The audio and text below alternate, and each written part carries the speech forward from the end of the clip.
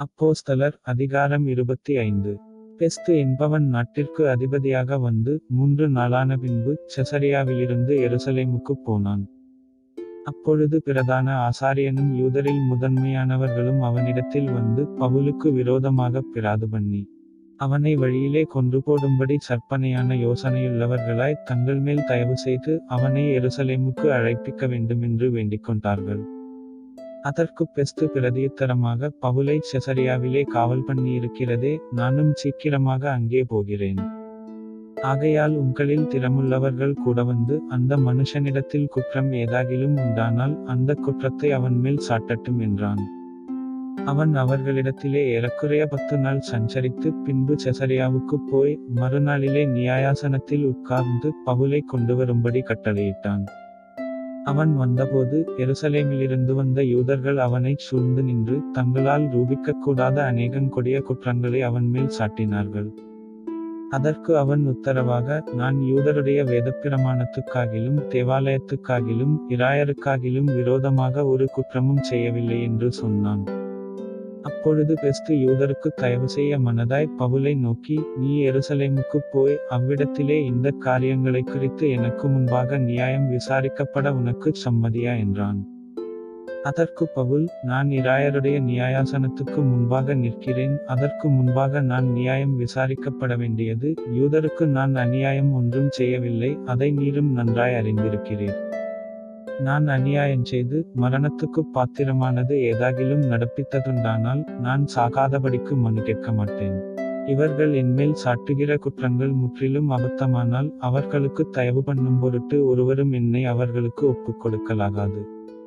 இராயருக்கு அபயமிடுகிறேன் என்றான். அப்பொழுது பெஸ்து தன் ஆலோசனைக்காரருடனே ஆலோசித்து, நீ இராயருக்கு அபயமிட்டாயே, இராயரிடத்திற்கே போகக்கடவா என்று உத்தரவு சொன்னான். சில நாள் சென்ற பின்பு அகிரிப்பா ராஜாவும் பெர்னிக்கேயாலும் பெஸ்துவைக் கண்டுகொள்ளும்படி செசரியாவுக்கு வந்தார்கள். அவர்கள் அங்கே அநேக நாள் சஞ்சரித்திருக்கையில் பெஸ்து பவுலின் சங்கதியை ராஜாவுக்கு விவரித்து, பெலிக்ஸ் காவலில் வைத்துப்போன ஒரு மனுஷன் இருக்கிறான்.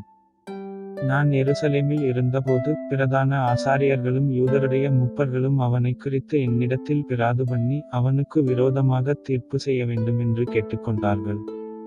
அவர்களுக்கு நான் பிரதியுத்தரமாக, குற்றஞ்சாட்டப்பட்ட மனுஷன் குற்றஞ்சாட்டினவர்களுக்கு முகமுகமாய் நின்று சாட்டின குற்றத்துக்கு தனக்காக எதிர்த்தரவு சொல்ல அவனுக்கு இடம் கிடைக்கிறதற்கு முன்னே குற்றஞ்சாட்டினவர்கள் பட்சமாய் அவனை மரணத்திற்கு ஒப்புக் கொடுக்கிறது ரோமருக்கு வழக்கமல்ல என்றேன்.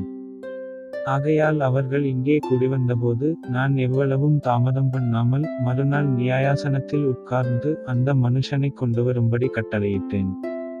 அப்பொழுது குற்றஞ்சாட்டினவர்கள் வந்து நின்று நான் நினைத்திருந்த குற்றங்களில் ஒன்றையும் அவன் மேல் சுமத்தாமல் தங்களுடைய மார்க்கத்தை குறித்தும் மரித்துப்போன இயேசு என்னும் ஒருவன் உயிரோடிருக்கிறான் என்று பவுல் சாதித்ததை குறித்தும் சில தர்க்க விஷயங்களை அவன் பேரில் விரோதமாய் சொன்னார்கள். இப்படிப்பட்ட தர்க்க விஷயங்களை குறித்து எனக்கு சந்தேகமிருந்தபடியினால், நீ எருசலேமுக்குப் போய் அங்கே இவைகளை குறித்து நியாயம் விசாரிக்கப்பட உனக்குச் சம்மதியா என்று கேட்டேன்.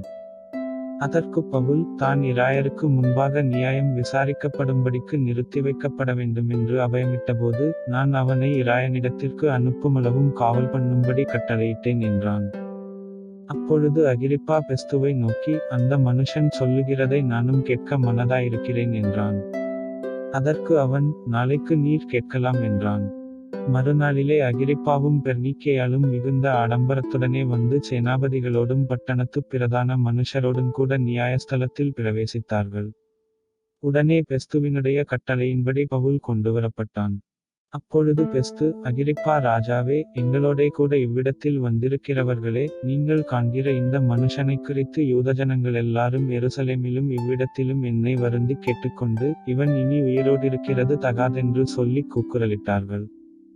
இவன் மரணத்துக்குப் பாத்திரமானதொன்றையும் செய்யவில்லை என்று நான் அறிந்து கொண்டதினாலும் இவன்தானே இராயனுக்கு அபயமிட்டபடியினாலும் அவரிடத்தில் இவனை அனுப்பும்படி தீர்மானம் பண்ணினேன்.